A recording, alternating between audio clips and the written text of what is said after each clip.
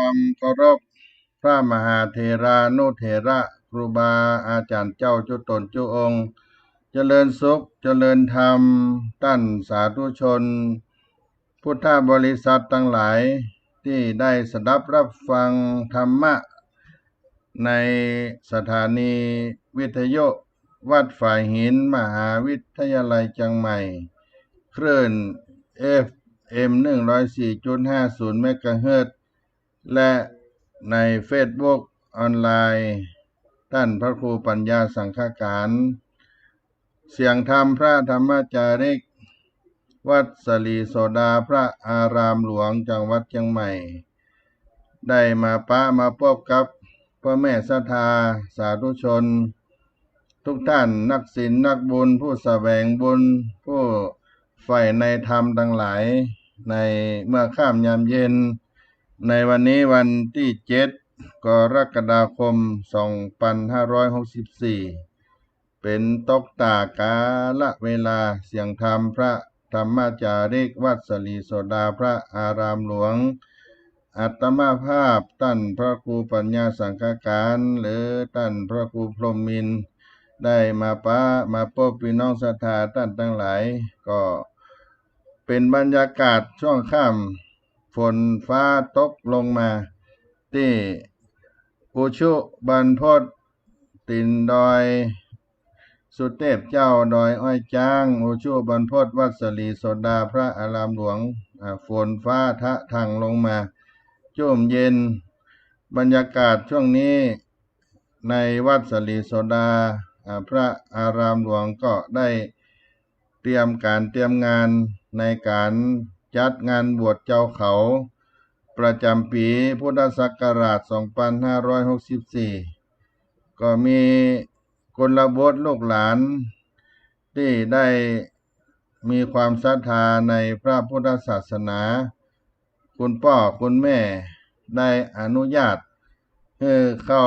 มาบวชในพระพุทธศาสนาก็ได้ฝึกอบรมซักซ้อมการบรรพชาการอุปสมบทเป็นช่วงระยะเวลาซ้อมใหญ่ฝึกในการขานนาคเป็กโต๊ะตลอดวันถึงเช้าถึงบ่ายและก็ไปถึงเมื่อค่ำยามเย็นก็มีการทบทวนนอกจากนั้นก็มีการไหว้พระสวดมนต์เจ้าสวดมนต์ค่ำเป็นกิจวัตรฝึกหัดระเบียบวินัยและก็ขั้นตอนพิธีต่างๆที่จะเข้าสู่ในงานบรรพชาอุปสมบทบวชเจ้าเขาวันอาทิตย์ที่11 กรกฎาคม 2564 ณ วัดศรีโสดาพระอารามหลวงก็มีศรัทธาญาติโยมท่านนักศีลนักบุญทั้งหลายได้เดินทางมาร่วมเป็นเจ้าภาพบวชร่วมเป็นเจ้าภาพอุปสมบทร่วมเป็นเจ้าภาพในการสนับสนุนโรงทานน้ำดื่มข้าวป่าอาหารในการจัดงาน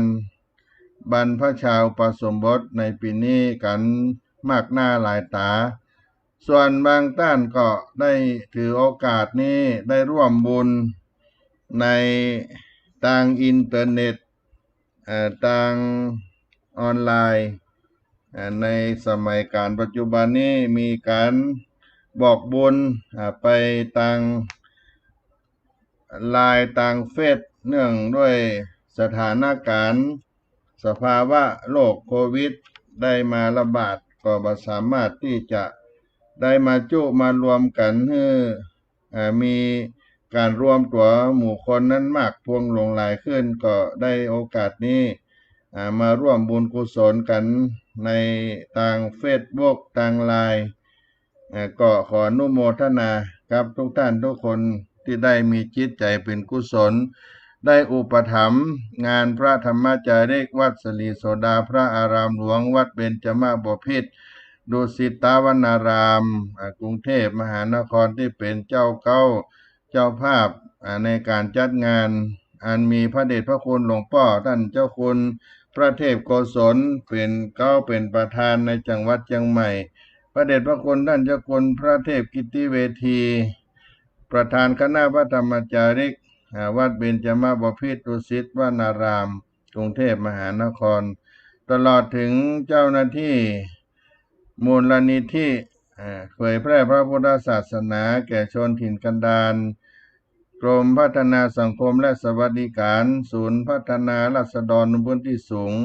จังหวัดเชียงใหม่ก็มาอำนวยความสะดวกให้กับศรัทธาญาติโยมที่มาร่วมบุญได้ออกไปอนุโมทนาบัตรในการทำบุญให้กับ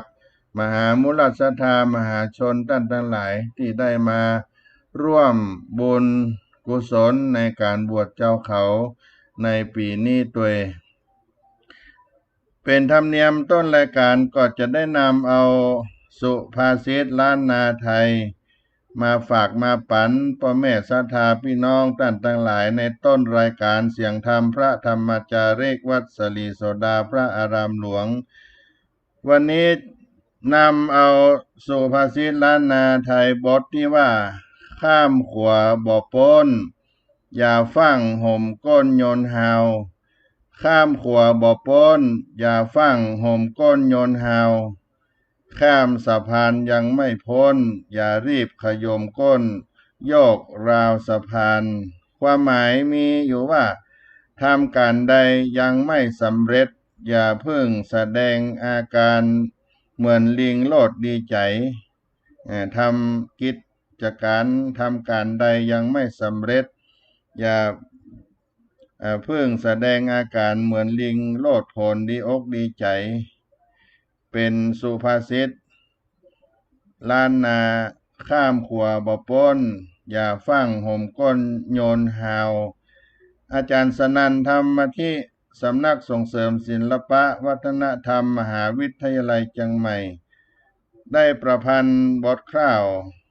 ในสุภาษิตนี้ไว้ว่าการยังไปแล้วแอวอู้อวดจ๋าบ่เรือแรงหาการก้ามอกอี้แล้วปล่อยเวลาไล่เลยจุดจี้จวนตัวพอดีถังย่นปนดีไข้หัวข้ามขัวบ่พ้นมาฟังห่มก้นโยนหาวเหลือต่างน้อยนักบ่จักมือสาวจ้างว่าวตกลงโกงกาน้ำกว้างการย่างไปแล้วแอวอู้อวดจ๋าบ่เหลือแหงหากวนก้ามอกอี้แล้วปล่อยเวลาไล่เลยจุดจี้จนตัวพอดีถังย่นปนดีไข้หัวข้ามขัวบ่พ้นมาฟังห่มก้นโยนหาวเหลือต่างน้อยนักบ่จักมือสาวจ้างว่าวตกลงโกงกาตากว้างการยังไปแล้วคำว่าไปแล้วก็คือยังบ่เสร็จเตื้อแอวอู้ก็คือการไปเที่ยวไปอู้ไปยังบ่เสร็จการเช็ดงานก็ฟังไปแอวเที่ยวอู้ไปเปิ้นฟังบ่เหลือแรงหานี่ก็คือกูตัวกูตัวเองนี่แล้วก็กวนก้ามอกอี้กวนก้ามอกอี้นั่นก็เป็นความหมายว่ามอกอี้ก็คืองานแค่นี้แล้วปล่อยเวลาไล่เลยจุดจี้คำว่าจุดจี้นั่นก็คือกะชั้นชิดใกล้เข้ามากะชั้นชิดจนตัวพอดีถังย้นคำว่าถังย้นนี่ก็หลั่งไหลมากดดันทำให้งานนั้นได้หลั่งไหลมากดดันปูนดีไข้หัวปูนดีก็คือหน้าขำหน้าไข้หัวข้ามขัวก็คือสะพานข้ามสะพานยังบ่พ้นมาฟังห่มก้นโยนหาวคำว่าฟังนี่ก็คือรีบห่มก้นนี่ก็คือขยมก้นโยนก็คือโลดโยกโยนหาวเหลือต่างน้อยนักบ่จักมือสาวจ้างว่าวตกลงกงกาตากว้างคำว่าจ้างว่าวนั่นก็คือพัดตกจากที่สูง ก็เป็นบทคร่าวที่ได้ประพันธ์เป็นสุภาษิตล้านนาความในคร่าวนั้นการงานยังบ่เสร็จการงานยังบ่แล้วเสร็จอย่ารีบเที่ยวไปคุยโอ้อวดว่าบ่เหลือบ่ากว่าแหงค่าเตื้อนะแถมอีกแค่การงานแค่นี้ยังบ่เหลือบ่าเหลือแหงค่าเตื้อจากนั้นก็ปล่อยเวลาให้ล่วงเลยจนเวลาเหลือน้อยกับชั้นชิดเข้ามาหน้าขำจริงๆสำหรับคนข้ามสะพานยังบ่ทันพ้นก็รีบลิงโลดยกราวสะพานแสดงอาการดีใจเสียก่อนทั้งที่เหลือระยะทางอีกบ่นักบ่มากยังบ่จักมือสืบสาวฮื้อพ้นการกระทำเช่นนี้มักพลัดตกลงน้ำได้โดยง่ายก็เป็นคำสอนสุภาษิตในบทที่ว่าข้ามขัวบ่พ้นอย่าฟังห่มก้นโยนหาวความหมายก็คือการทำการใดยังบ่สำเร็จอย่าเพิ่งแสดงอาการลิงโลดดีใจนี่เป็นบทสุภาษิตเอามาฝากมาปันบรรดาพ่อแม่พี่น้องศรัทธาในต้นรายการนี้ก่อนเพื่อเป็นข้อคิดสะกิดใจในเมื่อค่ำยามเย็นวันนี้ก็จุ่มก็เย็นไปด้วยน้ำฟ้าสายฝนจุ่มเนื้อเย็นใจบูชูบรรพตดอยอ้อยจ้างวัสลีโสดาฟ้าฝนตกลงศรัทธาท่านผู้ฟังทั้งหลายบัดเดี๋ยวนี้ก็ได้รับคีตาธรรมในต้นรายการสักหนึ่งคีตาธรรมเสียงเพลงธรรมะก่อนน้อ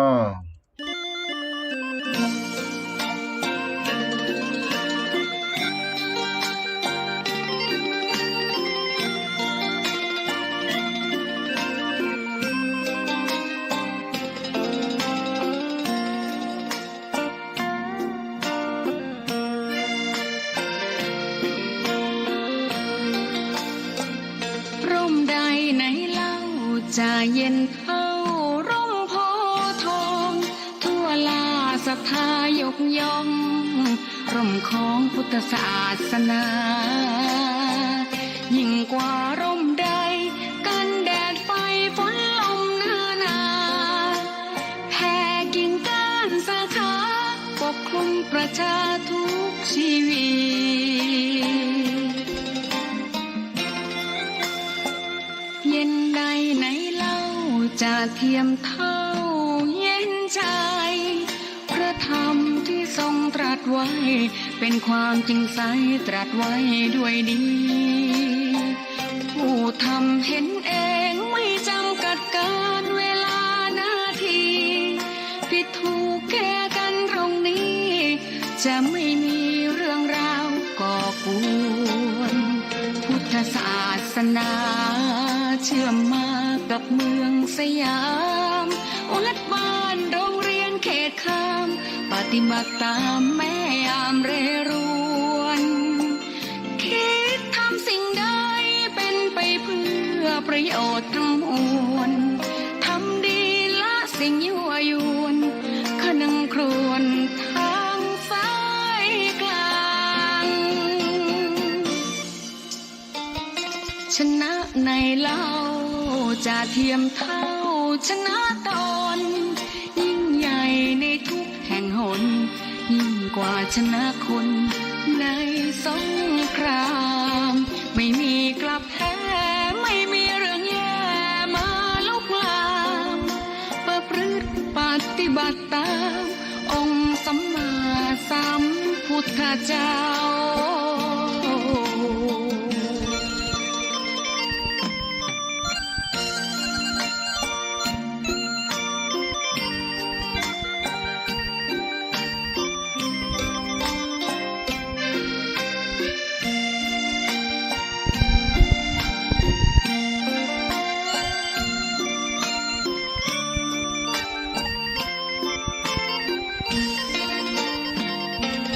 ศาสนา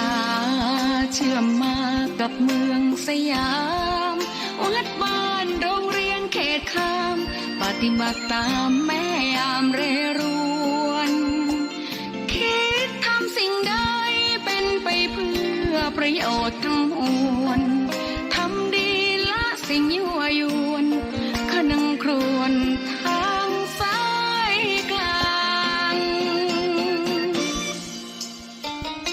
ชนะในเล่าจะเทียมเท่าชนะตนยิ่งใหญ่ในทุกแห่งหนยิ่งกว่าชนะคนในสงครามไม่มีกลับแพ้ไม่มีเรื่องแย่มาลุกลาม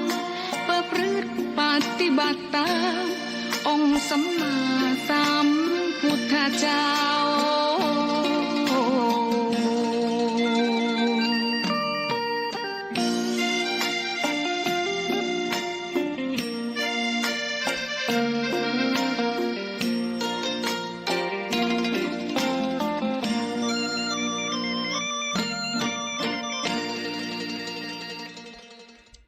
สุตสุสาสุตวัฏฐนี สุตังปัญญายะวัฒนังการศึกษาเป็นเครื่องพัฒนาความรู้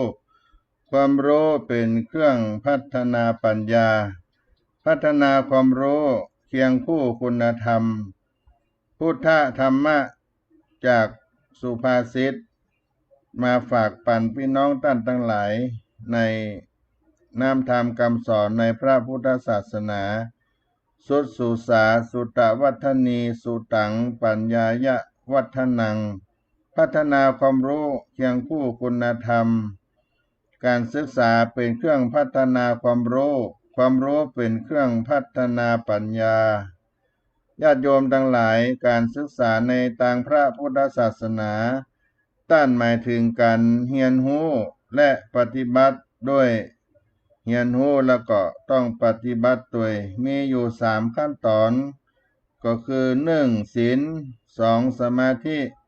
และ3ปัญญาถ้าจะนำมาใช้กับการศึกษาในโรงเรียนของละอ่อนนักเรียนก็จะต้องใช้หลักว่าในขั้นต้นนักเรียนก็จะต้องตั้งอยู่ในระเบียบของการเรียนตามตารางการสอนที่ได้วางแผนไว้รวมทั้งครูสอนครูผู้สอนก็มีระเบียบในการสอนอย่างเคร่งครัดต่างฝ่ายก็ทำตามหน้าที่ของตนบ่ให้ขาดตกบกพร่องตรงนี้เราเรียกว่าศีลจากนั้นก็มีสมาธิคือความตั้งใจตั้งใจมั่นมีใจมุ่งมั่นมั่นคงในหน้าที่ของคนเป็นเครื่องมือในการเรียนการสอนจะทำให้มีการจดจำบทเรียนที่เรียนนั้นได้ดีเมื่อจำได้แล้วก็จะเกิดปัญญามีเหตุผลที่ถูกต้องการเคารพอยู่ในเหตุผลบ่ต้องสอนกันนักกันหลายนั่นก็คือการเรียนคือการพัฒนาความรู้เป็นเครื่องพัฒนาปัญญาเป็นพุทธธรรมภาษิตที่ได้กล่าวไว้ข้างต้นสุตสุสาสุวัฏฐนีสุตังปัญญายะวัฒนังการศึกษาเป็นเครื่องพัฒนาความรู้เป็นเครื่องพัฒนาปัญญาญาติโยมท่านทั้งหลายการศึกษาเป็นเบื้องต้นหรือเป็นก้าวแรกแห่งชีวิตเพราะการศึกษาเป็นที่มา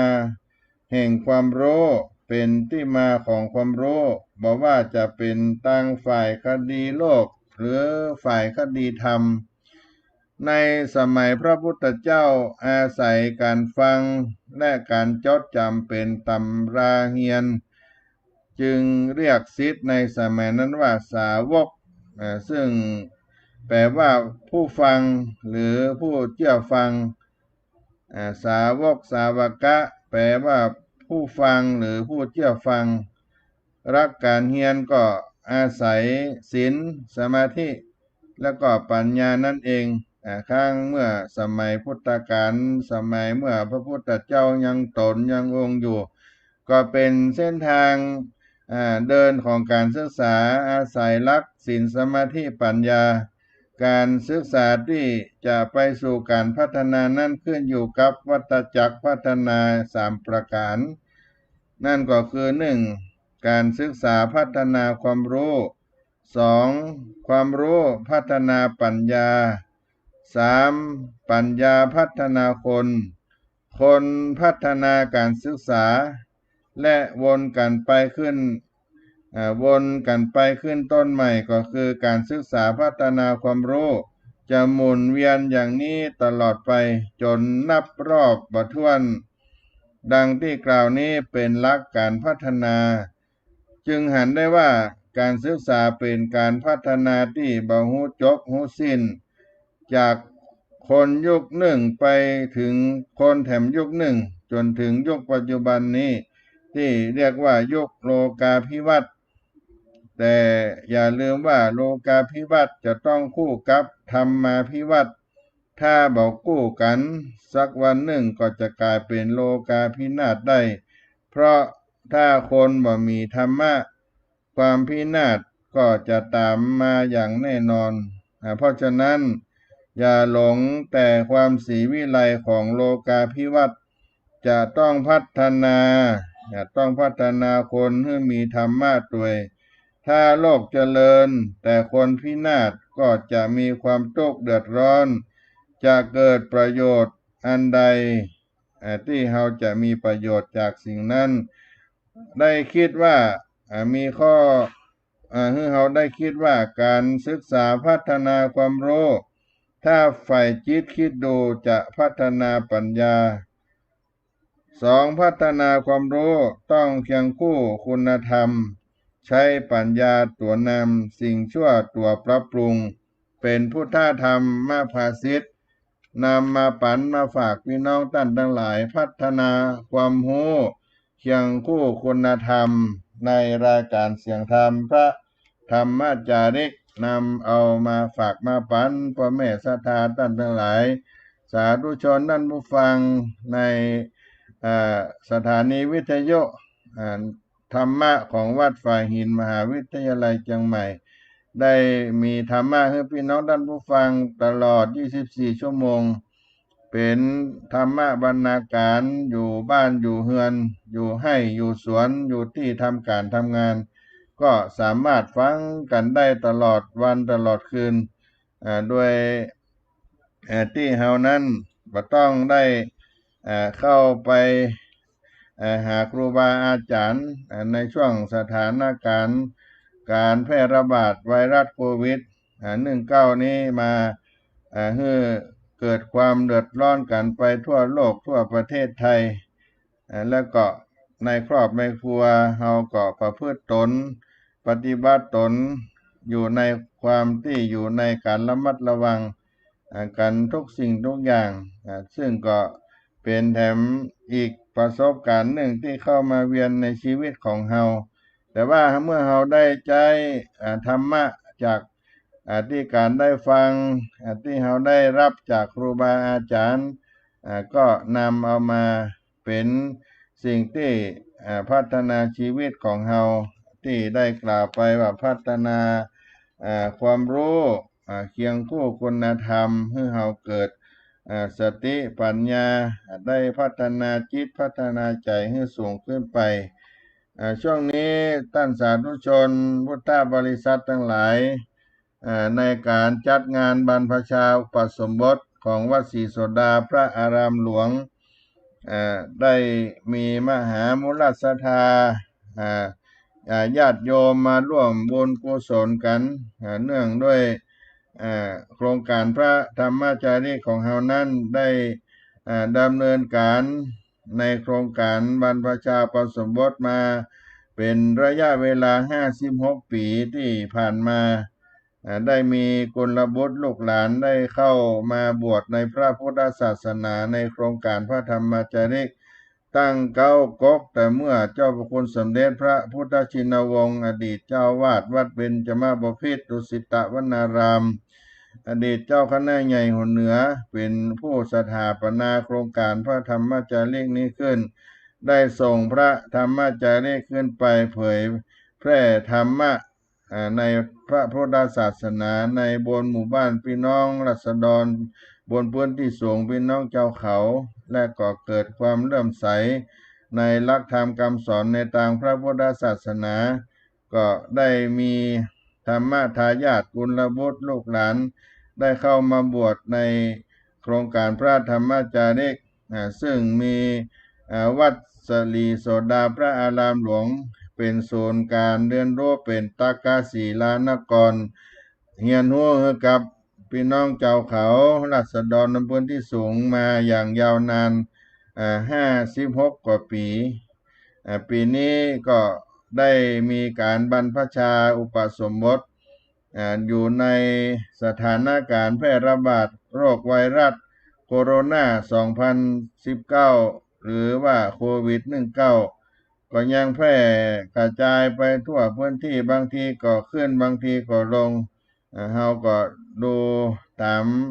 สถานการณ์การแจ้งต่างเฟซต่างไลน์กันไปก็พิจารณากันไปหลายที่หลายแห่งแล้วก็มาวินิจพิจารณาในการดูแลตัวเองได้ให้ปลอดภัยจากโรคที่ได้แพร่ระบาดเหล่านี้และก็การจัดงานบวชในปีนี้และก็ปีที่ผ่านมานี้เป็นช่วงระยะเวลาที่แพร่ระบาดกันอย่างรุนแรงวุ่นวายกันญาติโยมการบวชเจ้าเขาก็จะต้องปรับเปลี่ยนวิธีการหลายอย่างหลายอัน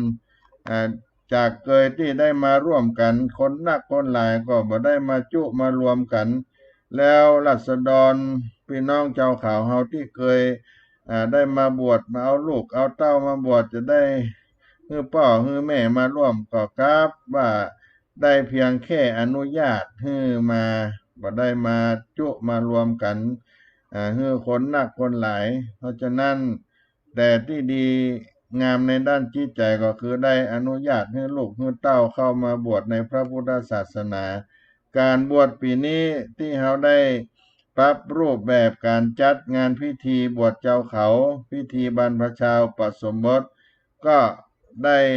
มีอยู่5 แห่ง5 สถานที่ก็คือแหล่งต้นเก้ากกแหล่งใหญ่ในการรับบุญกุศลจากศรัทธาญาติโยมก็คือวัดสลีโสดาพระอารามหลวงอำเภอเมืองจังหวัดเชียงใหม่ในวันอาทิตย์ที่11 กรกฎาคมพุทธศักราช2564 2วัดพระธรรมจาริกห้วยสะแตงอำเภอทุ่งจ้างจังหวัดน่านวันจันทร์ที่12 กรกฎาคม2564 3วัดพระธรรมจาริกต่อพระคีอำเภอต้าสองยางจังหวัดตากในวันอังคารที่13 กรกฎาคม2564 แห่งที่4สำนักงานพระธรรมจาริกจังหวัดแม่ฮ่องสอนที่วัดแม่ลาน้อยอำเภอแม่ลาน้อยจังหวัดแม่ฮ่องสอนวันพุธที่14 กรกฎาคม2564 แห่งที่5ณวัดพระธรรมจาริกวังใหม่อำเภอวังเหนือจังหวัดลำปางวันพฤหัสบดีที่15 กรกฎาคม2564ก็ใช้โอกาสนี้เป็นนาบุญกุศลและก็ใจทางเฟซบุ๊กทางไลน์ได้เพิ่งปารมีธรรมจากครูบาสังฆาทั้งหลายได้กระจายข่าวไปทางอินเทอร์เน็ตเว็บไซต์เฟซไลน์เฟซบุ๊กไลน์ต่างๆแล้วก็ในสถานีวิทยุวัดฝ่ายหินนี้ก็ได้รับฟังในรายการเสียงธรรมพระธรรมจาริกของสถานีวิทยุวัดฝ่ายหินมหาวิทยาลัยเชียงใหม่ที่อาตมาภาพได้มาดำเนินรายการให้พบกับพี่น้องศรัทธาท่านทั้งหลายได้ประกาศเชิญชวนมวลเจ้าหมู่มหามุลศรัทธาท่านทั้งหลายพุทธศาสนิกชนที่มีจิตศรัทธาได้เป็นกุศลจะร่วมบุญบริจาคปัจจัยเงินปัจจัยที่จะร่วมเป็นกุศลในการบวชเจ้าเขาผ่านทางช่องทางออนไลน์ช่องทางอื่นๆใน Facebook ทางไลน์ก็ดีแล้วก็เป็นการลดการรวมกลุ่มของประชาชนตามมาตรการป้องกันการแพร่ระบาดของโรคไวรัสโควิด19ของรัฐบาลและก็มีบัญชีบุญกุศลที่เปิดโอกาสให้ศรัทธาญาติโยมได้ร่วมบริจาคผ่านทางธนาคาร บริจาคเงินผ่านธนาคารชื่อบัญชีมูลนิธิเผยแพร่พระพุทธศาสนาแก่ชนถิ่นกันดารบัญชีธนาคารกรุงไทยจำกัดมหาชนสาขาสะพานขาวประเภทออมทรัพย์เลขที่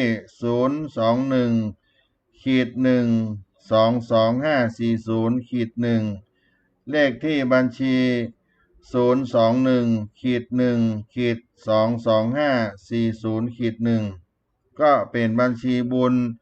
ที่เปิดโอกาสให้ศรัทธาญาติโยมได้ร่วมบุญในการบวชเจ้าเขาทางช่องทางออนไลน์ทางอินเทอร์เน็ตเว็บไซต์ทางเฟซทางบุ๊กในปัจจุบันนี้ก็มีศรัทธาญาติโยมทยอยกันร่วมบุญกุศลกันมากปวงหลวงหลายก็เป็นที่น่าอนุโมทนากับศรัทธาญาติโยมที่ได้ร่วมกันได้สนับสนุนส่งเสริมกับกุลบุตรลูกหลานเจ้าเขาได้เข้าสู่ร่มเงาแห่งพระพุทธศาสนาร่มเงาแห่งพระกาสาวพัสท่านใดได้ร่วมบุญร่วมบริจาคแล้วก็จะมีใบอนุโมทนาก็ต้องการก็ขอมาที่ทางวัดศรีโสดาพระอารามหลวงก็จะอนุโมทนาบุญให้ท่านด้วยถึงแม้ท่านบ่ได้ขอได้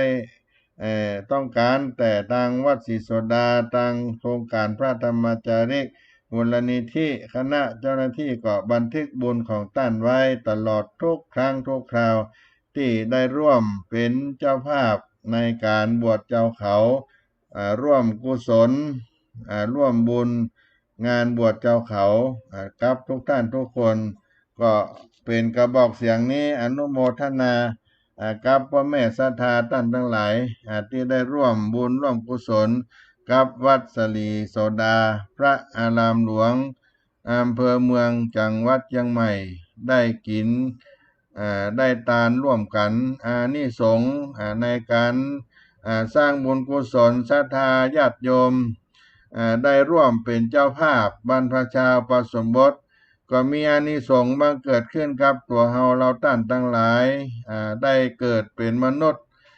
ที่อยู่ในตระกูลที่ดีเป็นสัมมาทิฏฐิ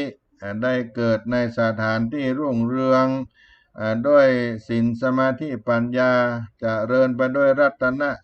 แก้วเจ้าทั้งสามประการและก็เป็นที่น่ายกย่องนับถือเป็นที่รักของมนุษย์และเทวดาทั้งหลายมีรูปสมพันธ์วรรณะมีความพุทธผ่องรุ่งเรืองสว่างไสวมีดวงตาที่จะหันธรรมบรรลุธรรมเข้าถึงธรรมได้โดยง่ายองค์สมเด็จพระสัมมาสัมพุทธเจ้าพระองค์ได้ตรัสไว้ว่าผู้ที่สนับสนุนผู้ปฏิบัติธรรม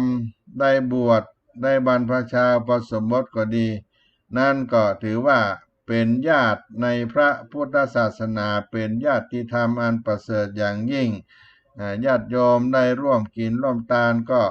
ได้รับภาระบุญกุศลอันที่ได้บังเกิดขึ้นในการร่วมเป็นเจ้าภาพบรรพชาอุปสมบทด้วย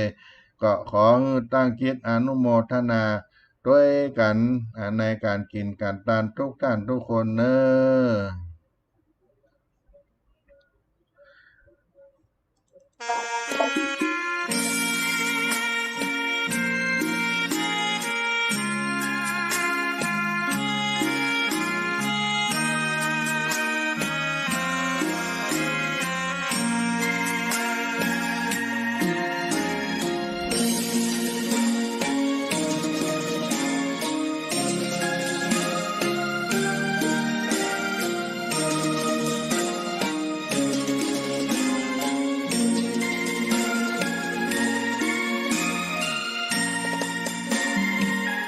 ดอกบัวดอกหนึ่งพึงใจไว้เพื่อบูชาแด่องค์พระศา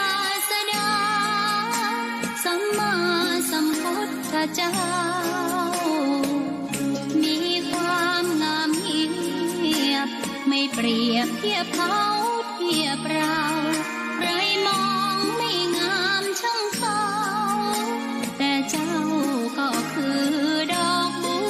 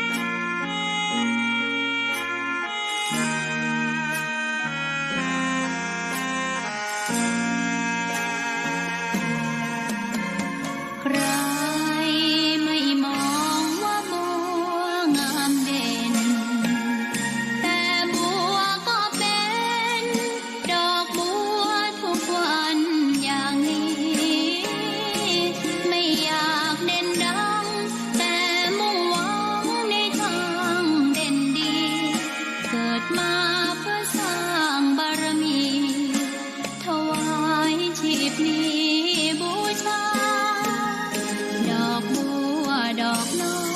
ยเฝ้าคอยคนที่ใจบุญมาโอบเอื้อเกื้อกูลรู้ค่าของบุญเก็บบัวขึ้นมาเพื่อสร้างความดี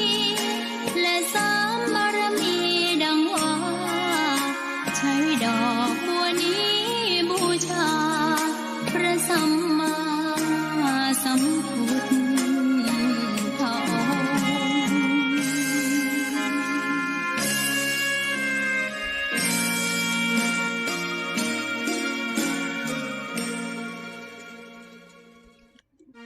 ท่านสาธุชนทั้งหลายได้สดับรับฟัง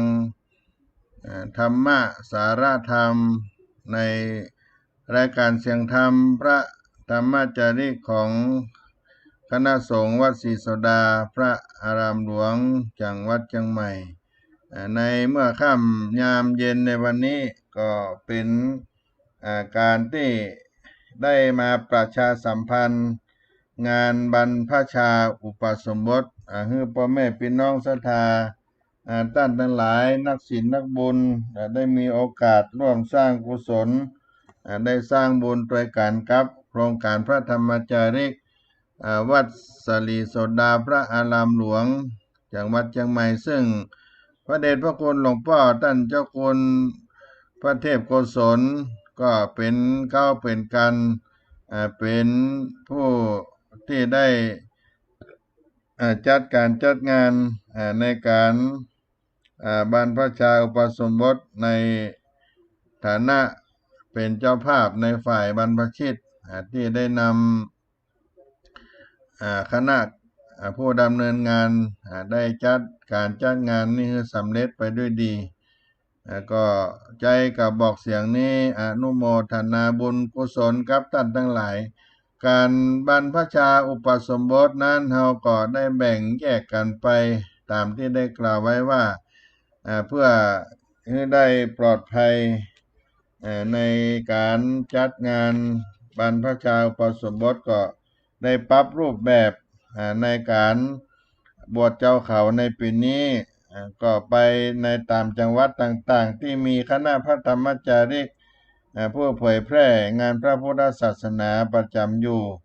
แล้วก็การบวชครั้งนี้ก็เป็นการถวายเป็นพระราชกุศลในวันเฉลิมพระชนมพรรษาในพระบาทสมเด็จพระเจ้าอยู่หัววันที่28กรกฎาคมที่จะมาถึงในเดือนนี้ตัวเพราะฉะนั้นญาติโยมท่านทั้งหลายที่อยู่ตามจังหวัดที่ได้ฟังก็ดีได้ยินเสียงธรรมพระธรรมจาริกนี้ไปถึงไหนก็ดีถ้าเป็นจังหวัดน่านก็ไปที่วัดพระธรรมจาริกห้วยสะแตงอำเภอตุ้งจ้างจังหวัดน่านก็มีงานบวชวันที่12กรกฎาคม2564ที่จังหวัดตากก็มีที่วัดพระธรรมจาริกต่อพระคีอำเภอท่าสองยางจังหวัดตากวันอังคารที่13กรกฎาคม2564ที่จังหวัดแม่ฮ่องสอนก็เป็นสำนักงานใหญ่สำนักงานพระธรรมจาริกจังหวัดประจำจังหวัดแม่ฮ่องสอนซึ่งดูแลพระธรรมจาริกไปในจังหวัดแม่ฮ่องสอนทั้งหมดก็จะจัดที่วัดแม่ลาน้อยซึ่งเป็นที่ตั้งสำนักงานพระธรรมจาริกจังหวัดแม่ฮ่องสอนจัดงานขึ้นในวันพุธที่14กรกฎาคม2564และแหล่งที่5วัดพระธรรมจาริกวังใหม่ก็อยู่ในอำเภอวังเหนือจังหวัดลำปางในวันพฤหัสบดีที่15กรกฎาคม2564ก็จะจัดงานนี้ขึ้นและตั้งกันเป็นปฐมฤกษ์ของการบวชชาวเขาปีนี้ก็คือ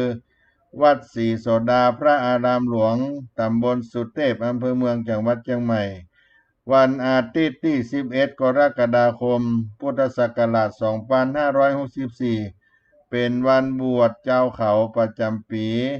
โครงการพระธรรมจาริก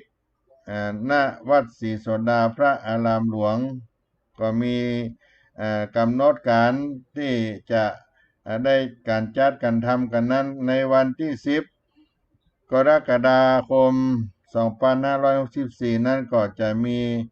พิธีกราบขอขมาพิธีกราบลาแล้วก็โกนผมนาคเจ้าเขาพิธีกราบขอขมากราบลาโกนผมนาคชาวเขาซึ่ง ก็เป็นธรรมเนียมกันว่าจะเข้าสู่พระพุทธศาสนาก็จะต้องมีขอขมาอโหสิกรรมต่อพระรัตนตรัยต่อครูบาอาจารย์เจ้าทั้งหลายเพื่อความบริสุทธิ์ผุดผ่องที่จะได้ประพฤติพรหมจรรย์ได้ศึกษาธรรมตั้งคดีโลกคดีธรรมสืบสายอายุพระพุทธศาสนาไปก็จะมีพิธีนี้ขึ้นก็จะได้จัดได้ทำกัน